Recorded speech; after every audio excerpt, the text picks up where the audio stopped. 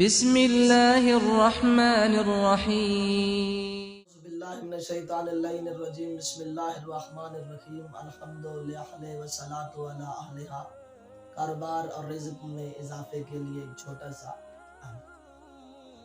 تو ناظرین، سورہ بقرہ کی آیت نمبر 212 کو جو بندہ رزق کی تنگی سے نجات حاصل کرنے کے لیے روزانہ نماز فجر کے بعد 100 مرتبہ، نماز ظہر کے بعد 111 مرتبہ، نماز عصر کے بعد 121 مرتبہ اور نماز مغرب کے بعد 131 مرتبہ اور نماز عشاء کے بعد 141 مرتبہ جو پڑھنے کا معمول بنا لے گا تو انشاءاللہ مالک لم یزل اہل بیت علیہ السلام کے صدقے اس کے لیے رزق کے دروازے کھول دے گا اور بہت ساری برکتیں نازل فرمائے گا۔ اس کے علاوہ اس آیت مبارکہ کو لکھ کر کسی دکان میں یا کسی کاروبار والی جگہ پر لٹکا دے گا تو انشاءاللہ مالک اس کے لیے بہت ساری آسانیاں پیدا کرے گا اور اس کے لیے رزق کے دروازے کھول دے گا اور کاروبار میں برکت نازل فرمائے گا۔ اس آیت مبارکہ کو زین آمن والذین سے لے کر بے غیر حساب تک پڑھنا ہے۔